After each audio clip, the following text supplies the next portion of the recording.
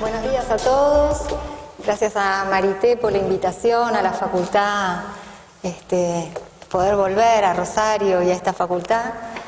Es siempre un placer. La intención era compartir hoy algunas ideas acerca de cuál es el impacto que tendría esta modificación vinculada a estos nuevos estándares, a la preocupación por la incorporación de las competencias en la formación de los ingenieros.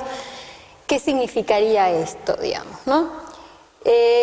Yo armé acá una propuesta en cuatro puntos, contar un poquito cómo viene esta problemática de las competencias en el marco de la educación superior, qué pasa a nivel del diseño curricular, luego algunas competencias puestas en juego en el desarrollo curricular, es decir, más a nivel de aula, en las cuestiones más metodológicas, y qué supone esto en términos del rol docente, ¿no? Como barrar 4 pequeños aspectos. Entonces, si empezamos con el primero, ¿no? ¿Cuáles son las competencias en la educación superior? ¿Cómo viene esta problemática? ¿De qué se trata? Lo primero que valdría señalar es que acá hay todavía un debate que históricamente fue mucho más fuerte, porque las competencias vienen del mundo del trabajo y en Europa se incorporan a la educación superior a partir de Bolonia, con la preocupación por la posibilidad de los graduados,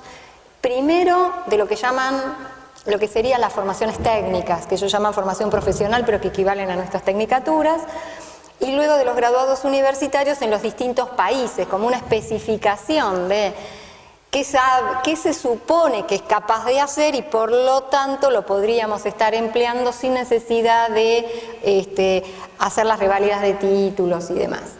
Si bien acá hay todo un debate, como diría Einstein, vale que tomar en cuenta igual la problemática y ver qué sucede, digamos, si incorporamos las competencias, a pesar de todas las opiniones que en Argentina fueron muy fuertes en algún momento de oposición a pensar en términos de competencias, por este supuesto de que como vienen del mundo profesional, limitaban la perspectiva de la formación de grado, digamos, la autonomía de las universidades, era una mirada centrada en el mercado y demás.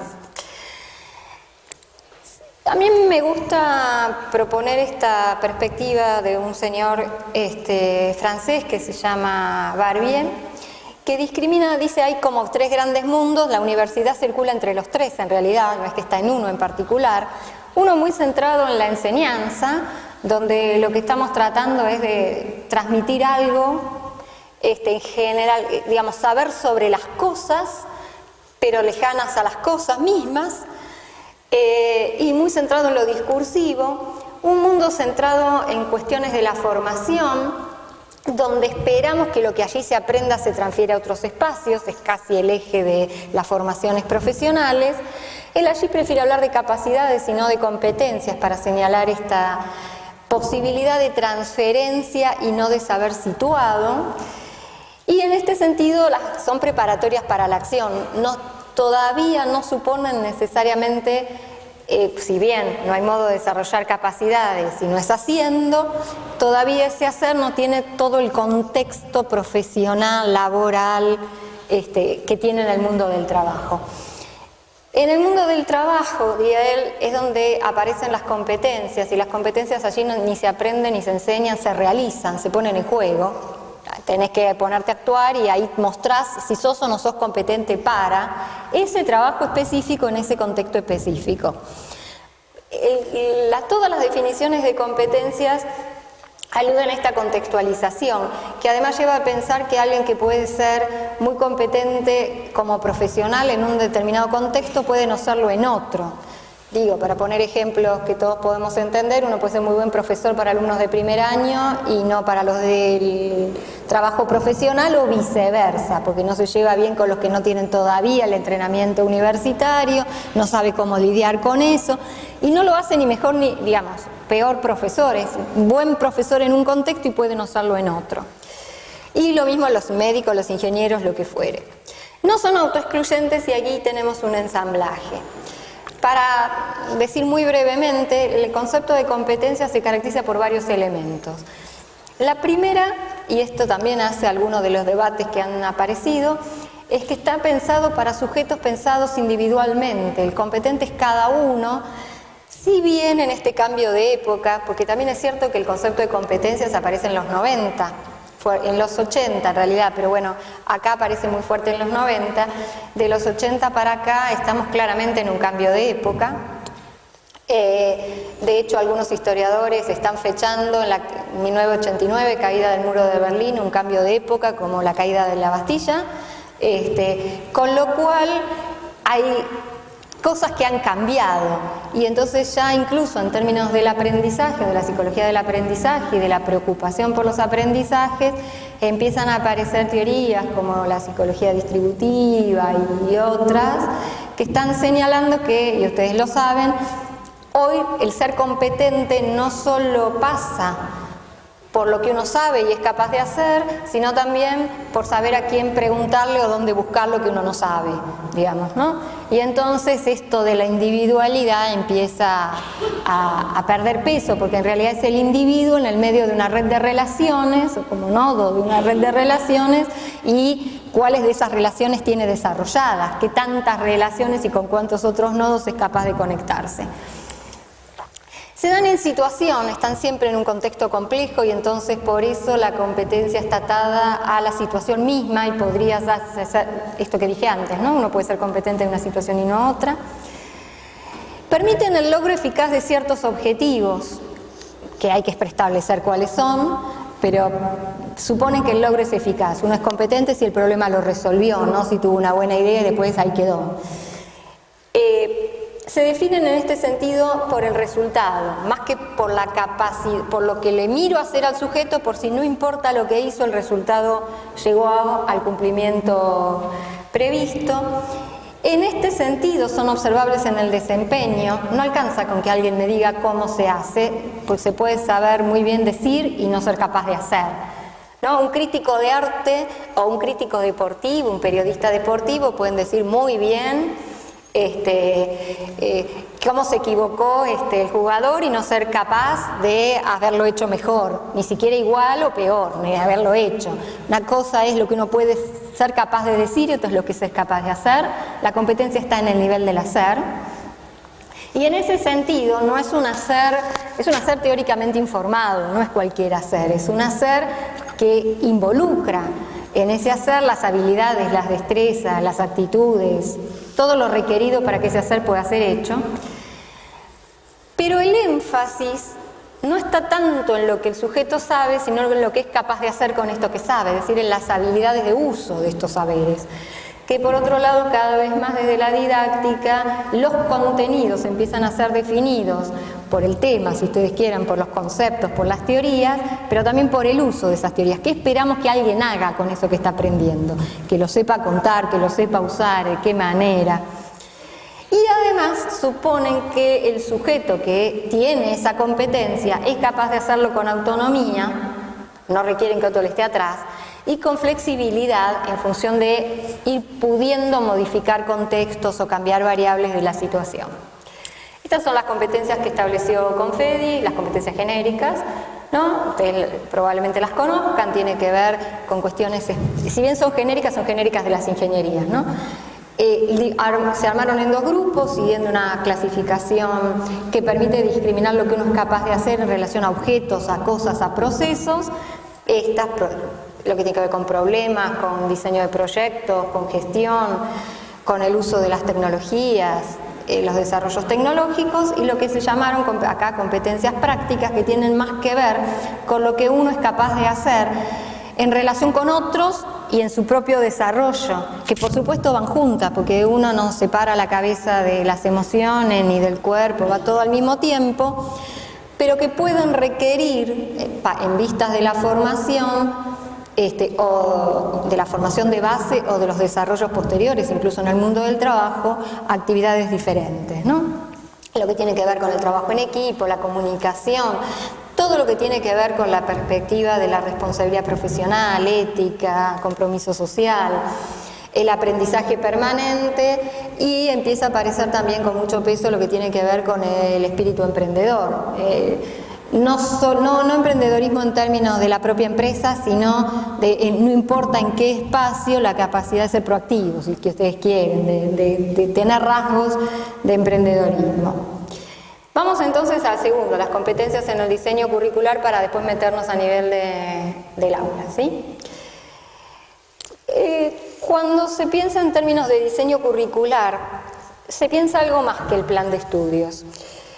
El plan de estudios concreta cosas que, aunque no las escribamos, están en el diseño curricular que las universidades llevan adelante, aunque no esté escrito en ningún lado, que tiene que ver con algunas concepciones sobre la ingeniería, sobre la enseñanza, sobre los estudiantes con los que estamos, sobre el rol de la universidad.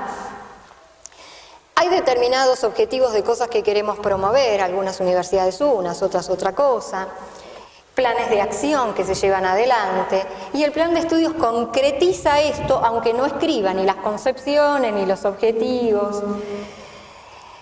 Pero además, el currículum supone también la dinámica de su realización, es decir, supone que uno más o menos va pensando qué, cómo, cuándo va a enseñar, va a evaluar.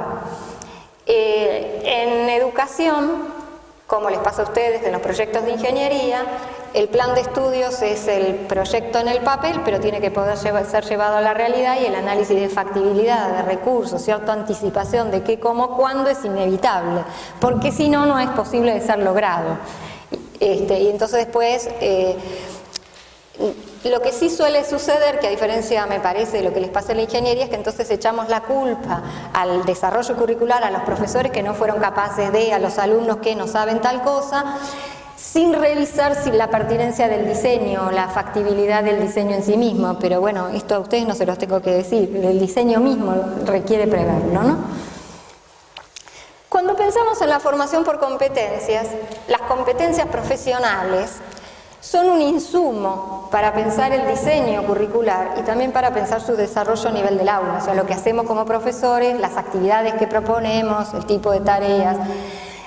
Pero a su vez, el desarrollo curricular aporta a las competencias profesionales, porque finalmente los graduados universitarios son los que determinan incluso nuevos puestos de trabajo, nuevas habilidades requeridas, en este sentido, sí es cierto que uno no podría quedarse en el diseño curricular solamente con relevar en el mercado las competencias profesionales requeridas, y menos las requeridas hoy, porque tardamos 10 años desde que empezamos a pensar un plan de estudio hasta que tenemos los graduados, y en 10 años Dios dirá qué es lo que va a requerir el mercado.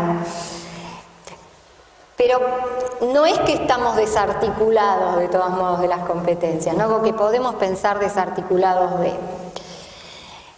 En el diseño curricular, y esto también tiene que ver con las competencias, hay dos modelos clásicos, puede hay más, pero bueno, hay dos como clásicos bien enfrentados. Uno clásico es el de medios fines, es el que en general pensamos, queremos tener determinados logros, tenemos determinados fines, pensamos los medios para eso y pensamos de esa manera. Este es el modelo clásico. La lógica por competencias exige ir a un modelo más centrado en los procesos, es decir, más centrado en las experiencias que esperamos que los estudiantes transiten, porque suponemos que esas experiencias son valiosas y van a permitir el desarrollo de estas competencias que queremos que desarrollen. Porque muchas de estas cosas no se enseñan directamente. ¿Cómo yo para enseñarle a alguien que sea responsable y comprometido? Le genero situaciones donde tenga que serlo y apuesto a que lo vaya desarrollando. Pero no tengo modos de enseñanza directa de muchas de estas cosas. Digo, bueno, lo mismo que nos pasa con los hijos de alguna manera, ¿no? No tengo modo de enseñarle directamente. Yo puedo decir, tenés que ser responsable, pero con que lo diga no me alcanza. Tampoco me alcanza con los estudiantes. Y no tengo una receta de cómo enseñar responsabilidad o ética. Puedo luego generar situaciones que permitan su desarrollo. Pero entonces lo que estoy pensando es cuáles son esas experiencias que permiten, experiencias didácticas, experiencias en términos de trabajos prácticos, de modalidades de clase, que permitirían desarrollarlas. Entonces también empieza a ser requerido un modo de pensar que me corre de pensar cuáles eran los propósitos o las actividades reservadas o los alcances o las incumbencias que me funcionaban de fines y pensar cuáles eran los medios en términos de disciplinas, teorías, conceptos, porque con eso no garantizo las competencias si no transitan por algunas experiencias. La educación y las competencias también nos pueden ayudar en ese sentido. Lo importante es que formemos ingenieros capaces de desarrollos. Digamos, de desarrollo no estoy diciendo que reinventen la rueda, pero que no alcanza con repetir lo ya hecho. Y esto en todas las disciplinas, pero me parece que la ingeniería es particularmente obvio.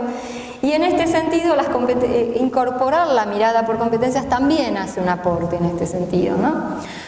Entonces, cuando voy a pensar el plan de estudios, las competencias son un insumo importante para pensar el perfil del egresado, para pensar contenidos, metodologías, porque si tiene que saber, no sé, calcular estructuras, habrá que enseñar a calcular estructuras, y el cálculo de estructuras supondrá determinados contenidos de matemática, y además habrá que saber determinadas cosas de física. O sea, esas competencias van suponiendo también contenidos, modos de enseñanza y de evaluación que se requieren, porque solo se aprende a calcular estructura calculando estructuras, y entonces supone que tengo que hacer algo para que las puedan calcular.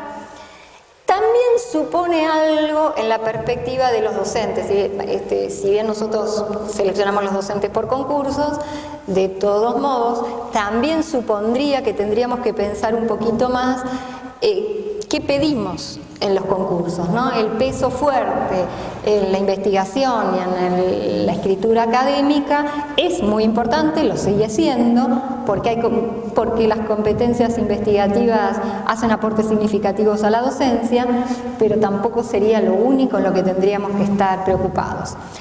Ahora bien, todo esto es cierto, pero las competencias solas no nos alcanzan, las competencias profesionales solas no nos alcanzan. Nadie define su plan de estudio sin tener en cuenta otras cosas que son mucho más institucionales, cuáles son los valores que la institución quiere desarrollar, qué conocimientos considera significativos, aunque nadie se los pida, y además cuestiones de contorno, ¿no? Cuáles son los tiempos disponibles, porque si tuviera 10 años no es lo mismo que si tengo 5, y entonces puedo hacer cosas diferentes. En este tiempo que tengo puedo hacer esto, más allá de que me esté pidiendo el mercado. Más todas las competencias emergentes que quiero desarrollar, que pueden entrar en mi perfil de egreso. Digamos, si no, el perfil de egreso no es un perfil universitario finalmente, ¿no? Es el perfil de un trabajador tal como me lo están pidiendo determinado espacio del mercado. En términos metodológicos, ¿qué supone esto? Bueno, supone que los contenidos van integrados. Nosotros estamos muy acostumbrados a la fragmentación de las disciplinas. Supone ir pensando en términos de integración. Supone ir pensando que estas competencias prácticas, trabajo en equipo, comunicación, no quiere decir que tengamos que poner clases o materias de trabajo en equipo, de comunicación, que se puede hacer, pero que no alcanza, sino que tienen que darse en paralelo con las técnicas. Cuando alguien desarrolla el proyecto de un dispositivo X, al mismo tiempo tiene que comunicar de qué se trata en el lenguaje pertinente a lo que eso suponga, digamos desde los planos hasta la verbalización, y además lo tiene que hacer teniendo en cuenta que se trabaja con otros de la misma disciplina, de otra disciplina. Es en el mismo desarrollo técnico, porque si no, si lo que transformamos es que cada una de estas cosas que puede estar en los estándares la transformamos en una materia, primero multiplicamos las materias. Pero además me queda como cosas aisladas. Ningún curso de ética hace que nadie sea más ético. Digo, no sirve de nada tener el curso aparte si en algún punto no se integra en el hacer profesional, porque queda como circulando en paralelo, ¿no? ¿Qué sucede entonces? Bueno, yo dije, hay un cambio en el modo de pensar que va hacia las experiencias, es decir, hacia las metodologías. Claro que la metodología no va sin un contenido. Y aunque empiece a pensar por el contenido, no me quedo con el contenido y tengo que poner el foco en cuál es la metodología adecuada para que este contenido tenga el tipo de aprendizaje y el tipo de uso que yo requiero de este contenido.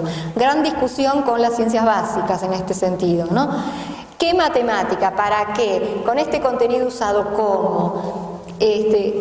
Que otra vez es parte de la dificultad de los estudiantes, es que lo aprenden tan descontextualizado que no es que después, cuando las materias lo piden, no lo hayan estudiado, a veces sí, se lo olvidaron, no lo estudiaron, todo pudo haber pasado. Pero muchas veces es que es un conocimiento que tienen en algún lugar de su cabeza que no resulta pertinente a la hora de eso que estoy mirando acá, de ese problema que hoy me piden resolver. Es decir, los contenidos en la cabeza funcionan como redes. Si no hay una punta del hilo de la que tirar, ese contenido está en algún lugar de la cabeza oculto, se llama conocimiento inerte. El conocimiento está, pero como muerto, a menos que algo me lo traiga del piolín y pueda decir. El que me lo traiga puede ser que el profesor le diga, esto lo viste en Física 1 cuando vieron tal contenido, seguro vieron, y entonces los alumnos dicen, ah, era eso. Pero así como vos me lo decías, eso era para aquella cosa, para esta que tengo acá es otro mundo y no percibo la vinculación. Por eso la preocupación metodológica, digamos, ¿no? Esto supone tener claro cuáles son las experiencias que un profesional tiene que transitar a lo largo de su carrera para tener esas habilidades que esperamos que tenga, competencias, capacidades, llámela como quiera. ¿Qué criterios tiene que tener ese desempeño cuando lo pongo a hacer? ¿Y qué evidencias permiten inferir que efectivamente lo logró? ¿Cómo me doy cuenta que alguien efectivamente es capaz de hacer tal cosa? Obvio que después hay que definir contenidos también, porque para ser capaz de hacer un puente o un programa informático hay que saber un montón de cosas, y ahí están los contenidos. ¿Qué conocimientos requiere esto? ¿Qué habilidades? ¿Qué destrezas? ¿Qué actitudes también deben estar ejercitadas? Desde el ejercicio de la duda, la curiosidad, la intención por encarar la resolución y no abandonar al primer intento, cierta tolerancia a la frustración. Hay un montón de actitudes que se desarrollan, que de hecho se desarrollan, quiero decir, no es que hoy los estudiantes no las desarrollan, las desarrollan igual, solo que nosotros no necesariamente nos lo proponemos hacer. Si nos lo proponemos hacer, el costo para ese desarrollo es menor para el estudiante, que hoy trata muchas veces de adivinar qué se supone que yo debería hacer con esto. Esto supone algo muy difícil, y es que el alumno tiene que tener otra autonomía y otro compromiso, cosa que no nos es fácil de lograr. Buena parte de la dificultad que vamos a tener en ir incorporando, y ahora voy a decir más paulatinamente que en una cosa tan masiva de que todo lo vamos a hacer así como lo estoy diciendo acá, es que los estudiantes no nos llegan ni con autonomía ni con compromiso con sus estudios universitarios. Con lo cual no es que podemos llegar el primer día y decirle, bueno, gente, ahora resulta que vamos a trabajar así, háganse cargo ustedes de este proyecto, porque ellos hacen agua por todos los costados y además tenemos un piquete en la puerta del decanato. También supone un cambio en el rol docente, porque cambia, y esto es un cambio de época también, ¿no? De ser alguien que tiene un saber que transmite a ser alguien que ayuda a que el otro desarrolle una tarea, aun cuando le puedan faltar todos los saberes para que esa tarea se lleve adelante. Porque si trabajamos en situaciones reales, supónganse que trabajamos con un barrio para el desarrollo de... Yo venía leyendo unas experiencias de escuela secundaria en Tierra del Fuego, donde en unos asentamientos, una escuela técnica había empezado a desarrollar en las materias del ciclo superior, en lugar de hacer cualquier cosa, los chicos detectaban una preocupación y había una familia piloto para el cual diseñaban el dispositivo, desde una heladera que funcionaba a viento por el problema de la inestabilidad de la energía y cómo se quemaban, hasta un arco de no sé qué para una chica hipoacústica que permitía ciertas frecuencias, cambiar las frecuencias del sonido para que lo detectara el dispositivo que ella usaba. Bueno, hacían un montón de desarrollos. Si yo hago esto, y en la universidad podrían hacer otras cosas, no quiere decir que yo como profesor sé exactamente cómo se hace la heladera a viento. Empiezo a investigar, pero sí sé cuál es el proceso que hay que hacer para saber cómo se hace, aunque no sepa exactamente cuál es el producto que vamos a obtener. Y en ese sentido soy un experto metodológico, soy un experto que sabe a dónde ir a buscar las cosas. Y en ese sentido colaboro, ayudo, facilito el desarrollo de la actividad para los estudiantes. Esto también supone un cambio en el docente en términos de no es necesario saber todo. Lo que a veces supone saber mucho más, porque lo que estoy habilitando es procesos cuyo resultado final no tengo tan claro. Esto hasta acá me permite definir lo que se llama el currículum explícito, lo que en algún sentido queda escrito en el plan de estudios y en los programas que todos conocen. Pero también me permite empezar a identificar cosas que hoy hacemos y que están en lo que se llama currículum oculto, que en realidad de oculto tiene poco, es oculto porque nadie lo explicita y lo dice, pero todo el mundo sabe que en determinadas materias se aprenden determinadas cosas, aunque no esté escrito en ningún lado. Y entonces se sabe que en algunas se aprende a usar determinadas tecnologías, a trabajar con otros, a hacer comunicaciones, a lo que fuere. Pero también es importante que cuando definimos el currículum explícito tengamos claro qué nos queda fuera. Todo nunca se puede enseñar, no alcanza. No hay tiempo disponible para enseñarlo todo, algo queda fuera. Y muchas veces queda fuera porque hasta acá nunca nadie lo hizo y siempre estuvo afuera, y lo que está también es cuando pensamos que queda dentro, tenemos que pensar que queda fuera y que esta es una decisión consciente. Algo queda fuera. Hay muchos formatos curriculares. El formato por competencias, el diseño curricular por competencias es uno, que supone que el eje está en las competencias. No se está esperando hoy, tal como está la situación de Confedi, yo creo que nunca, creo que no tenemos las condiciones dadas en nuestra lógica universitaria para un formato por competencias estricto.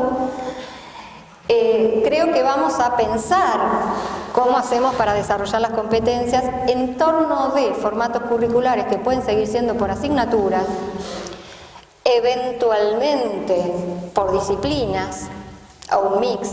La diferencia entre asignatura y disciplina es que la asignatura está muy centrada en el tipo de contenido, en cuál es la teoría. En física 1 damos tal contenido, en física 2 damos, ¿no? Y acá ponemos óptica, y acá ponemos calor, y acá ponemos electromagnetismo. La disciplina está más centrada en la lógica de la disciplina.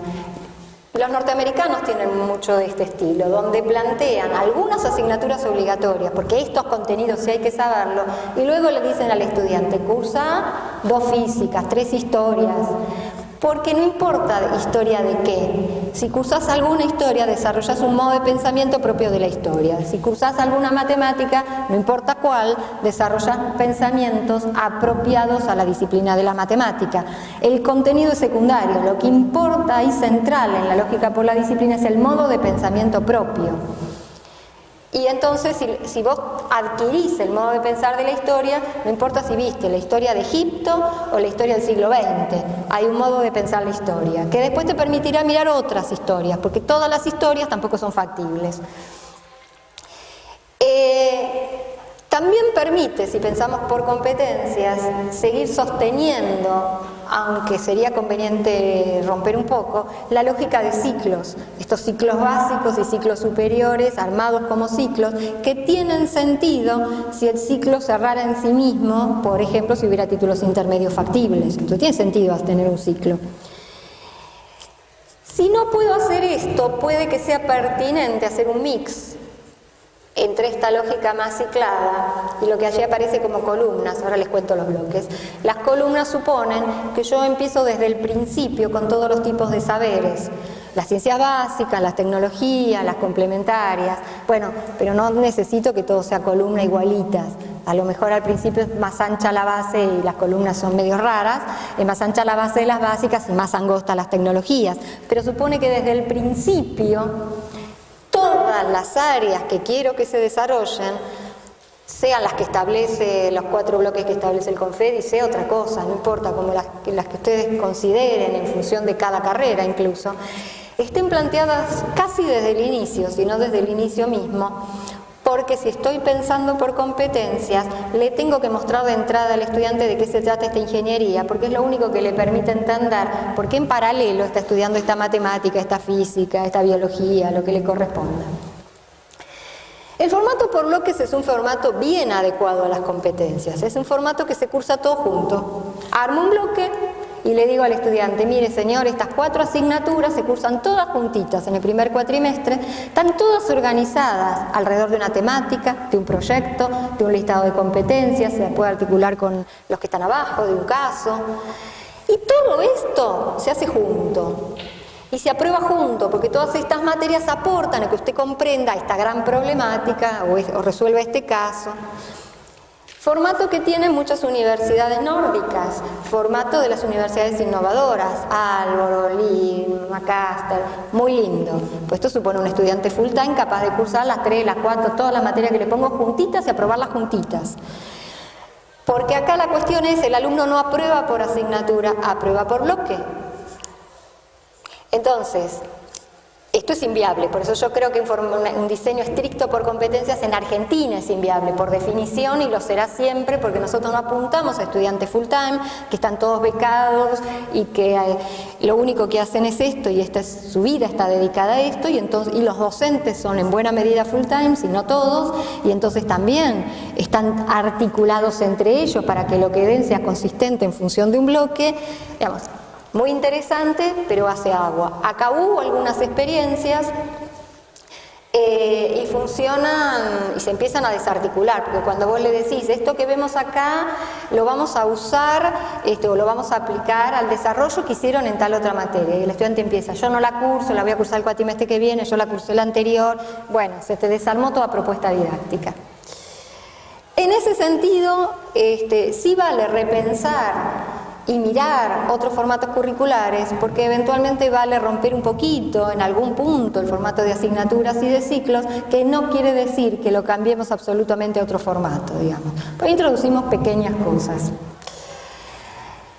Cuando incluyo las competencias, y aún que tenga el plan más duro de asignaturas, el mismo que ustedes tienen hoy, si ustedes hacen el ejercicio y hacen el listado de todas sus competencias y empiezan a pensar qué competencias, las genéricas tecnológicas, las prácticas o sociales, políticas, ¿verdad?, y las específicas de la carrera, tal como están hoy en los estándares, ustedes desarrollan en cada asignatura, puede ser que encuentren, no sé si esto, pero puede ser que encuentren que las desarrollan. Ahí aparecen con niveles, bajo, medio y alto, podrían ser crucecitas nomás, pues yo podría no saber en qué nivel. Pero podría ser que me encuentre con algo así, podría ser que me encuentre que de alguna competencia nadie dice hacerse cargo, podría suceder que algunas se quieran hacer cargo todos. ¿Qué estoy queriendo decir? Que tampoco se trata que todas las materias de acá el más tenga que desarrollar todo junto, porque esto tampoco es válido. ¿Las desarrollan todas? Y probablemente sí, porque como las competencias vienen todas integradas, cuando uno se mueve, al mismo tiempo que habla, se comunica con los otros y al mismo tiempo hace un desarrollo tecnológico, y todo lo hace al mismo tiempo. Ahora, que todo lo haga al mismo tiempo y que el sujeto las tenga en juego no quiere decir que yo como docente piense estrategias didácticas que faciliten el desarrollo de todas. Pensaré algunas. Ahora, también es cierto que esto es un trabajo colectivo, que los directores de carrera, comisiones curriculares, tienen que pensar para que sea medianamente consistente y coherente lo que se hace en las distintas asignaturas y que permita dar cuenta. Es muy probable que los planes actuales, con pequeñísimos ajustes que capaz que no requieren ni cambiar plan de estudio, con que alguien diga, bueno, a mí me parece que tal competencia es muy importante, no sé, por ejemplo, presentado esto en una universidad, en el trabajo, el profesor de Química 1 dijo, si la oralidad es central, yo voy a trabajar con la oralidad. ¿Por qué Química 1? Porque le dio al profesor por decir eso. No es que la química tenga nada particular muy vinculado a la oralidad, podría haber sido otro. Y el de la Física 2 dijo, yo voy a trabajar la comunicación escrita y uno de los trabajos prácticos va a ser un paper científico. En lugar de un parcial, le voy a decir que escriban un paper con un contenido dado. Y otro dice, y yo le digo, están dando los mismos contenidos, no cambiaron nada, el programa siguió igual. Lo que cambiaron fue alguna cosa que hicieron en términos de metodologías didácticas para incluir algo, para pedirle a los chicos que presenten un tema. Fue el caso de química, dividieron los grupos en temas y cada grupo presentaba un tema, y como tenía que pararse acá arriba a presentar un tema, tenía que desarrollar algunas habilidades. No es que las enseñaron mucho. Y también les pasó, yo estuve en la primera presentación que hicieron, que un grupo subió a la tarima, no era tan alta, pero había una tarima y una de las chicas se puso pálida y la tuvieron que bajar porque se les desmayaba ahí mismo. Bueno, si esto le toca hacer muchas veces, alguna vez aprenderá a vencer esa fobia a pararse arriba de una tarima. Digo, no pasa nada. La otra preocupación es, entonces, ¿todos tienen que desarrollarlas todas? Miren, gente, ustedes aprueban a los estudiantes con un 4, no con un 10. Todos no son fantásticos, tampoco en las competencias, ni lo serán. Así es la vida.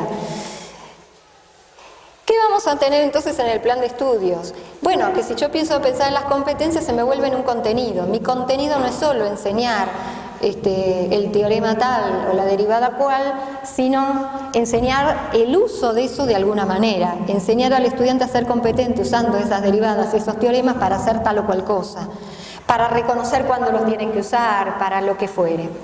Eso también supone, ¿por qué no me habilita? Bueno, acá había algo más, analizar consistencia entre, que no sé por qué no quiere aparecer. Tengo que analizar la consistencia entre el perfil del graduado y las competencias que estoy queriendo desarrollar. Mi perfil es consistente con estos estándares. Probablemente haya que hacerle algún ajuste, pero seguramente está cerca.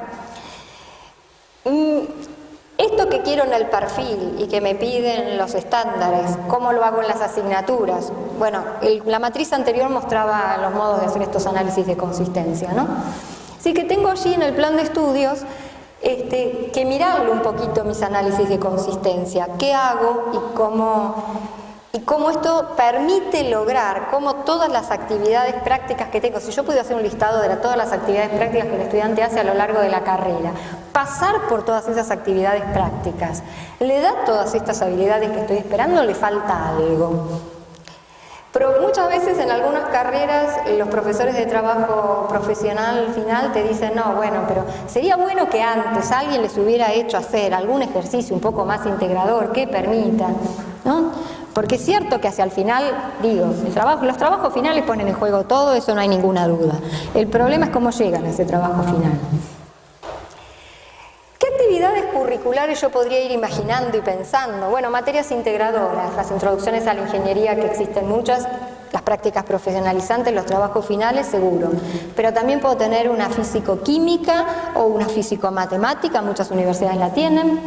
¿Por qué todos los contenidos de matemáticas se tienen que dar separado de lo de física? ¿Por qué no algunos aparecen integrados y los doy al mismo tiempo? Podría tener articulaciones leves entre asignaturas, que bueno, no importa si no las cursan juntos, pero si las cursan juntos tengo un proyecto único, cada uno lo mira por separado y lo puede aprobar por separado, pero la situación es la misma. Yo puedo tener el mismo edificio al que le calculo las estructuras, las instalaciones, pero no necesito, porque si no la otra es que tengo 5 proyectos diferentes, porque curso 5 materias y a los 5 profesores se les ocurren 5 proyectos diferentes. Esto el año pasado, el anterior, ya no me acuerdo, en la San Juan Bosco pasó, que cuando hablamos de esto y los profesores empezaron a conversar, en ingeniería civil, en tercer año creo que era, un profesor dijo, sí, yo les hago hacer un proyecto, y otro me dice, yo también en tal materia, y finalmente eran 3, que en el mismo cuatrimestre, si es que la cursaban juntos, pero que en el plan de estudios están en el mismo cuatrimestre, le pedían a los chicos de proyectos diferentes, y entonces ellos mismos, sin que nadie diga nada, dijeron, ups, con razón los chicos están tan complicados y les cuesta tanto y no tienen tiempo. Si el proyecto fuera el mismo, al menos el análisis de la situación es una, después tengo que resolver cosas distintas y pueden ser separados, pero bueno, a esto nos está requiriendo mayor integración o al menos una mirada más integradora desde las curriculares. Puedo incorporar como créditos formativos proyectos institucionales, desde las prácticas sociales o trabajos de aprendizaje-servicio, actividades de investigación y desarrollo, participación en trabajo a terceros. Los estudiantes desarrollan habilidades que podrían ser reconocidas. No estoy diciendo todas. La comisión curricular de cada carrera decidirá cuál es pertinente y cuál no, en función de qué tareas está desarrollando el estudiante, ¿no? También tengo que hacer por esto que digo, cierto cambio a lo mejor en la administración de alguna normativa, en la posibilidad de reconocer determinados saberes aprendidos en otro lado. Vale habilitar actividades extracurriculares, vale decir que hay determinadas habilidades que se desarrollan más por fuera, a veces de los diseños curriculares que adentro. No sé, trabajo en equipo. Cualquiera que juegue un deporte colectivo hace trabajo en equipo, no necesito estárselo enseñando yo, digo, ¿no? Los equipos de fútbol, de handball, de lo que sea, no hay entrenador deportivo que no hable del equipo. ¿Qué impacto tiene? Otro de los impactos es toda la cuestión organizativa y administrativa que hay que mirar, qué puedo modificar para que me sustente el nuevo diseño, porque me incide sobre todo en el desarrollo de las competencias que llamamos prácticas o sociales, personales. Digo, desde que los trámites administrativos que tiene que hacer en adelante, todo esto hace a la formación del sujeto. Digo, el estudiante se está formando afuera de la universidad también, pero adentro de la facultad se forma desde que pone el pie. Si es que yo hago algo, porque todo esto sea un proceso que lo mira como un sujeto en formación en todas las situaciones. Bueno, vamos al tercero, al desarrollo de las cuestiones metodológicas. ¿Qué sucede esto a nivel del aula? Digo, hay una definición a nivel sistema, con FEDI.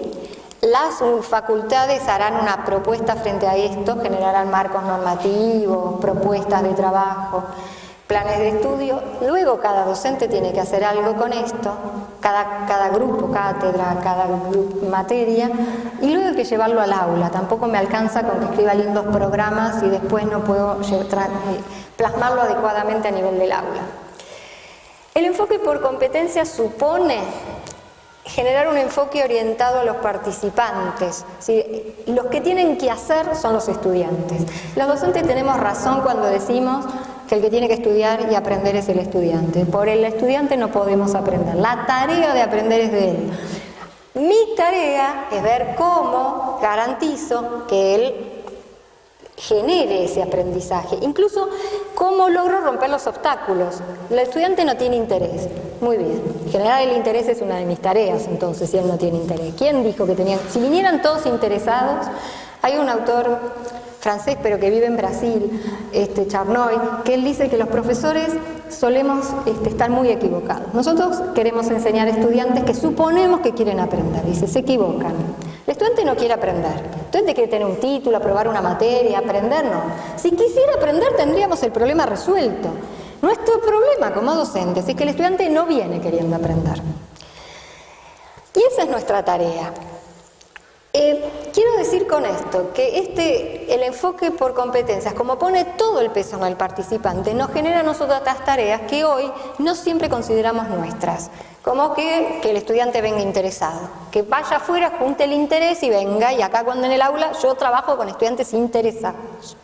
Con los no interesados, nosotros tenemos en este sentido, como los docentes, yo digo que si hacemos una analogía con la medicina tenemos un serio problema. Nosotros trabajamos con los estudiantes como si un médico le dijera a un paciente que él tiene que estar dispuesto a hacer todo lo que yo quiero y además a responder adecuadamente al tratamiento que le doy. Y cuando viene de nuevo, porque repruebo una materia, porque no apruebo un parcial, le digo, no se lo digo, pero actúo como si se lo dijera, vuelva a hacer exactamente lo mismo porque hasta que usted este tratamiento no le dé resultado, no le doy el alta, no cambio el tratamiento. Y esa es una responsabilidad nuestra. Digo, si ustedes lo piensan en términos de un médico, los docentes lo hacemos en todos los niveles educativos, esto no es un problema de falta de formación docente, es un modo de pensar la docencia, que creemos que tenemos la sabiduría de cómo hay que aprender, el modo de aprender, y si no aprenden así, no aprenden. Lo que no es para nada cierto, la gente aprende de las maneras más diversas. Pero nosotros, que somos los que generamos el tratamiento para el aprendizaje, insistimos con que hay un único tratamiento posible. Y si la píldora A no da resultado, no pasamos a la vacuna B. Insistimos con la misma. Eso es algo que tenemos que empezar a revisar seriamente, porque así tenemos los resultados, ¿no? Es un enfoque orientado a los participantes con estas dificultades. Es un enfoque orientado a la acción, no a la memorización ni a la repetición, a la acción informada teóricamente. El estudiante tiene que poder decir por qué elige hacer esto y no otra cosa, qué alternativas descartó, con qué fundamentos, pero tengo que verlo hacer.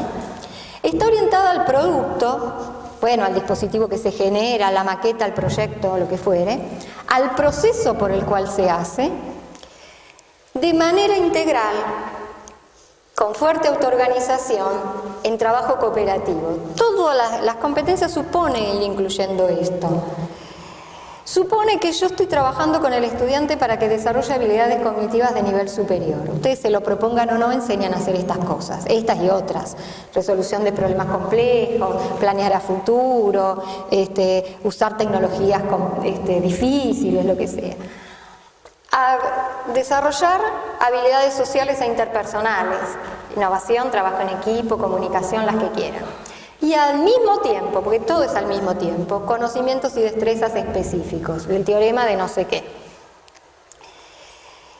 Criterios metodológicos, o sea, si yo tengo que pensar cómo hago un trabajo práctico, cómo pienso una materia, bueno, el alumno debería hacer alguna práctica que requiera de la teoría, no cualquier práctica, porque si lo pongo solo a hacer tampoco logramos nada. Tiene que poder analizar la realidad. Quiere decir que supone que cuanto la práctica esté más cerca de la realidad, que no quiere decir que todo sea práctica real tipo pasantía, puede ser práctica simulada, puede ser lo que se llama práctica evocada, pero que está cercana a una cierta realidad. Tiene que requerir algún punto de reflexión personal. El estudiante tiene que poder decir, yo sobre esto, aprendí esto, me falta aprender lo otro, tengo que avanzar por acá. Integra capacidades. Cuanto más integre, porque además tenemos otro problema en la docencia, tenemos que enseñar muchas cosas. Dice, y ahora tengo que enseñar además todo esto. Además supone más tiempo. No supone más tiempo, supone otras estrategias para ver cuántas cosas puedo enseñar juntas. Una actividad es mejor cuanta más cosas permita aprender al mismo tiempo. Requiere trabajar con otros. Requiere la mediación por la escritura, cosa que nuestros estudiantes suelen rechazar bastante. La escritura en términos epistémicos, la escritura como instancia de desarrollo de aprendizajes. Los estudiantes, sobre todo los de los primeros años, porque luego van aprendiendo aunque nadie se los diga, tienen una seria dificultad. Y es que ellos parten del supuesto de que uno escribe o resuelve un problema cuando tiene todo claro en su cabeza. Por eso los estudiantes de los primeros años no empiezan a resolver los ejercicios. Hay vagos, por supuesto, pero muchas veces es porque no entendieron, y el no entendí es a todo o nada. Y el profesor insiste con que algo se puede hacer, y en su cabeza no entra que algo se puede hacer. Digo, hay que cambiar los modos de pensar, donde nadie entiende todo de entrada y requiere igual seguir, porque por algún lado la podés entrar, pero para el estudiante no existe pensar que por algún lado se puede entrar. El estudiante lee el problema, si tiene claro todo el desarrollo del problema, no el primer renglón, entonces lo puede resolver. Si no tiene claro, no sabe cómo, no empieza. Lo mismo le pasa con la escritura, digamos, y esto cualquier profesional sabe que esto es así, ¿no? Deleuze decía, escribimos en el límite de lo que sabemos, no lo que sabemos. Escribimos para saber lo que no sabemos, pero esto no es un saber del estudiante. Por supuesto, tiene que tener significatividad, no solo psicológica, sino social, pero además tiene que permitir diversos niveles de resolución. Tiene que permitir que el estudiante, el 10, pueda hacer proyectos maravillosos y el estudiante de 4 puede hacer un trabajo de 4. Digo, tiene que permitir distintos niveles de resolución. Bueno, ¿qué supone esto en términos de impacto? Que hagamos explícita la enseñanza, que nos propongamos enseñar todo lo que supone nuestro hacer profesional. Manejo de los libros, de los modos de comunicación, de las metodologías, de las lógicas disciplinares. Cuando yo digo esto, los profesores me suelen decir, para eso no tengo tiempo. Y yo digo, ¿qué te sirve enseñar tanto contenido si no saben qué hacer con él? Con un profesor de Física 1, una vuelta después de mucho discutir esto de que él enseñaba, yo digo, bueno, pero lo importante es la metodología de resolución de problemas, me llenó un pizarrón maravilloso de cómo se resuelven los problemas en física. Eso hay que enseñar, no hay tiempo. ¿Para qué sirve que resuelva muchos problemas si la modo de resolución de problemas, la lógica que está por detrás no se aprende? Bueno, a la larga empezó a trabajar con ese modelo que me había escrito en el pizarrón para tratar de que los estudiantes captaran ese modelo que está por atrás, que no es que está en cada resolución de problema, pero que está atrás de cada resolución de problemas. Si no les enseñamos esto, o si no logramos que el estudiante capte esto, y resuelve algoritmos, pero no problemas, usa algoritmos, hace ejercicios, pero no resuelve problemas. Bueno, supone que otra cosa difícil para los estudiantes, que toda asignatura, todo lo que se aprendió vale en cualquier otra asignatura. No es que esto es de acá y otro es de allá. Todo es de todo, porque estamos estudiando ingeniería y resolviendo problemas de ingeniería. Supone que cuando cada proyecto incluye los aspectos éticos, ambientales, todo lo que tenga que incluir está incluido en todo proyecto. El problema de economía no es solo de la materia de economía, es de cualquier diseño de proyecto. Puedo poner algunas cosas entre paréntesis porque no puedo hacer de macro todo gigante, pero no puedo obviar que es parte de. Bueno, la delegación en ellos, reforzar los conocimientos previos. Si yo hago esto, si todas las materias incluyeran todo lo previo que el estudiante vio, finalmente estaría reforzado. ¿Qué me sirve para esto? Básicamente, como grandes, aprendizaje basado en problemas, estudio de casos, desarrollo de proyectos, los practicums, la investigación educativa, podríamos seguir nombrando. Para toda la materia no hace falta, para un tema, para una clase, para algún momento. Vamos al último y cerramos. ¿Qué pasa con el rol docente entonces?